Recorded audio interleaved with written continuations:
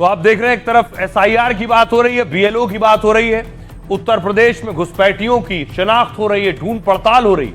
UP से एक तस्वीर आई थी पिछले कई दिनों से कि बरेली में बुलडोजर चल रहा था, बरेली में तौकीर के करीबियों पर बुलडोजर चल रहा था। कल मैंने आपको बताया था 250 करोड़ की संपत्ति पर बुलडोजर लगभग चल चुका है, लेकिन अब बुलडोजर पर रोक लग गई है। कोर्ट ने फिलहाल रोक लगा दी है। बरेली में बुलडोजर एक्शन पर कोर्ट ने रोक लगाई है। साथ ही यह एक्शन सपा नेता सरफराज वली के मैरिज हॉल पर हो रहा था। 10 करोड़ के इस मैरिज हॉल को आज पूरी तरह ढाया जाना था, लेकिन एक्शन के लिए बुलडोजर 5 थानों की पुलिस और पीएसी भी तैनात कर दी गई थी। एवान फरत मैरिज हॉल पर पिछले 2 दिनों से एक्शन हो रहा था। एक्शन में मैरिज हॉल का 40% हिस्सा गिराया जा चुका था, लेकिन कोर्ट के स्टे के बाद डेवलपमेंट अथॉरिटी की टीम वापस चली गई। अब सुप्रीम कोर्ट ने सपा नेता को हाई कोर्ट में जाने के लिए 1 हफ्ते का वक्त दिया है। हाई कोर्ट में सुनवाई तक सपा नेता के मैरिज हॉल पर कार्रवाई नहीं होगी। Evan फरत marriage hall Azam Khan के करीबी सरफराज वली का है। सपा नेता सरफराज वली पर बरेली हिंसा से जुड़े होने के आरोप हैं। आरोप है कि हिंसा के दौरान उसने लोगों को धरने में पहुंचने के लिए कहा। बरेली में सपा नेता मोहम्मद राशिद के गुड मैरिज हॉल पर भी कार्रवाई हुई है। राशिद बरेली हिंसा के मास्टरमाइंड तौकीर रजा का करीबी बताया जाता है। पुलिस ने तौकीर के खिलाफ अब तक 10 मुकदमे दर्ज कर लिए हैं। सुनिए जरा क्या कुछ कह रहे हैं इस पर वकील। सुप्रीम कोर्ट का आदेश पर इन्होंने रोका है और हम सुप्रीम कोर्ट गए थे, वहां से आदेश हुआ इसे रोकने का। ऑर्डर हो गया है कि इसको ध्वस्तीकरण को फौरन रोका जाए। हमारे पिटीशन को ये सुनते हुए ये कहा कि आपको हम बुलडोजर जस्टिस जो भी है उसको डिमोलिशन को उन्होंने रोक लगाई और उन्होंने हमें और आदेश यह दिया कि आप हाई कोर्ट जाइए, 226 आर्टिकल 226 में आप हाई कोर्ट जाइए और तब तक यथास्थिति वैसे ही उस प्रॉपर्टी की डिमोलिशन की उस पर स्टेटस लगाकर स्टेटस को मेंटेन की। यूपी के बुलडोजर के बाद आपको लिए चलता हूं बिहार के बुलडोजर एक्शन की तस्वीरें दिखाता हूं। वहां भी बुलडोजर पर अलग बवाल हो रहा है। देखिए जरा यह तस्वीर आपको मैं दिखा रहा हूं पूर्णिया की। पूर्णिया में बुलडोजर चल रहा है। बिहार के हर जिले में रोज बुलडोजर चल रहा है।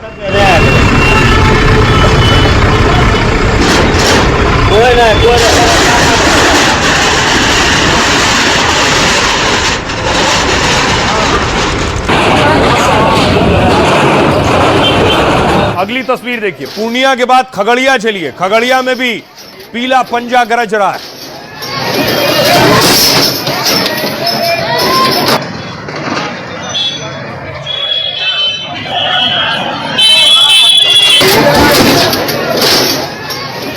खगड़िया के बाद अगली तस्वीर देखिए, मोतिहारी में ही जो अवैध निर्माण किया गया था जमीन पर, उस पर बुलडोजर गरजा है।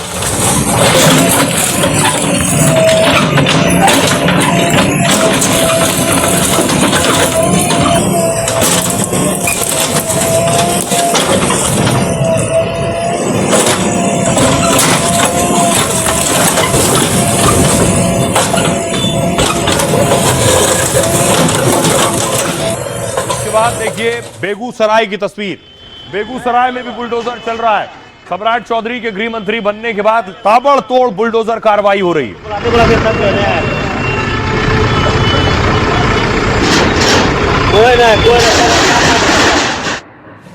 अगली तस्वीर देखिए, यह है लखीसराय की। लखीसराय में भी बुलडोजर गरज रहा है।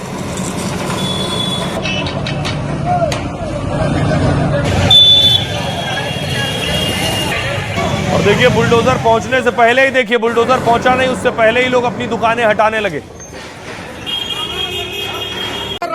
कि संसद के बाद देखिए बिहार विधानसभा में आज बुलडोजर पर बात हुई, सवाल उठाए और सम्राट चौधरी ने कहा वो कोई बुलडोजर नहीं है। सुनिए। नीतीश कुमार जी ने सुशासन स्थापित किया, यहाँ कोई बुलडोजर इशू नहीं है। ना मेरा नाम बुलडोजर है, मैं सिर्फ सम्राट चौधरी के नाम से जाना जाता हूं, इतना स्पष्ट रहिएगा। न्यायालय ने यह पूरी व्यवस्था खड़ा किया, जिला प्रशासन को निर्देश दिया, जो अतिक्रमण है इसकी कार्रवाई चल रही। माफिया पे तो कार्रवाई होगा ही, चाहे वो जमीन माफिया हो, बालू माफिया हो, शराब माफिया हो। नीतीश कुमार जी के नेतृत्व में कोई बचेगा नहीं, इतना जरूर गारंटी देना चाहता हूं। बहुत जल्द बहुत चेहरे भी उजागर करेंगे जिनका खेल बालू माफिया, भू माफिया या दारू माफिया। मैं शोर नहीं मचाता, जमीन पर काम करके उनके छाती पर बुलडोजर चलाएंगे ताकि उनको सबक मिल सके। ये व्यवस्था मैं जरूर बनाऊंगा। इस वक्त गरीबों को उजाड़ा जा रहा है और माननीय मैं गृह मंत्री से कहूंगा कि बुलडोजर एक खौफ का मामला हो गया है। कानून का राज जरूर स्थापित कीजिए, लेकिन बुलडोजर के नाम पर गरीबों को मत आप डराने का काम कीजिए।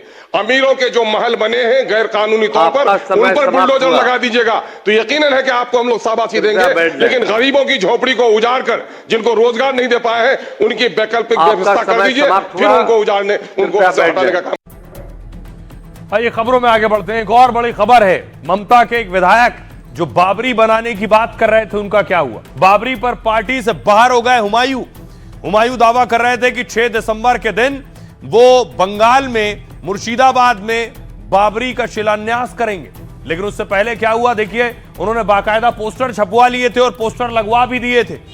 उन्हें उम्मीद नहीं थी कि उन्हीं के ऊपर कार्रवाई हो जाएगी ये हरकत करने की। अब देखिए जरा, पार्टी ने हुमायूं को बाहर निकाल दिया है पार्टी से। पार्टी को लग रहा था, ममता बनर्जी को लग रहा था कि हुमायूं बड़ा नुकसान कर सकते हैं। देखिए जरा, बाबरी मस्जिद बनवाने पर अड़े हुमायूं कबीर टीएमसी से सस्पेंड हो गए। टीएमसी कह रही है कि हुमायूं बीजेपी के बंटवारा पॉलिटिक्स का शिकार है। यानी टीएमसी कह रही है हमारी वजह से नहीं, इनको बीजेपी की शय है इसलिए ये बाबरी शिलान्यास कर रहे थे वहां। निलंबन के बाद हुमायूं कबीर ने कहा कि वो खुद ही इस्तीफा दे देंगे और जरूरत पड़ी तो 22 दिसंबर को मुर्शिदाबाद में नई पार्टी बनाएंगे। हुमायूं कबीर ने ऐलान किया था कि वो बाबरी मस्जिद की नींव रखेंगे।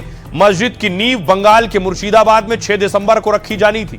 उन्होंने कहा था कि नींव कार्यक्रम में टीएमसी के बड़े नेता शामिल होंगे और हुमायूं ने कहा था कि अगर जरूरत पड़ी तो वो अपनी जान भी दे देंगे। उन्होंने पुलिस को भी चुनौती दी, कहा था रोक नहीं पाएगी। हुमायूं कबीर के ऐलान के बाद बीजेपी ममता पर हमला कर रही थी। विवाद बढ़ने पर टीएमसी ने हुमायूं के बयान से किनारा कर लिया है। हुमायूं कबीर के बयान से ममता बनर्जी नाराज बताई जा रही। हुमायूं कबीर बंगाल में डेबरा से टीएमसी के टिकट पर एमएलए हैं। हुमायूं कबीर बंगाल में टीएमसी के लंबे वक्त से विधायक रहे। 2021 से 22 तक ममता बनर्जी कैबिनेट में मंत्री भी रहे।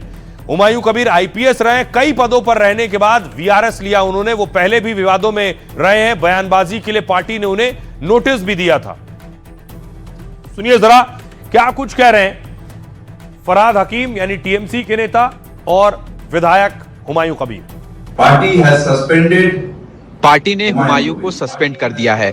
वो बीजेपी के हाथों विभाजन की सियासत का खेल खेल रहे हैं। हम बंगाल के लोग समावेशी हैं। कोई बाबरी मस्जिद की बात करेगा, कोई राम मंदिर। ये विभाजन की सियासत बंगाल में क्यों होगी?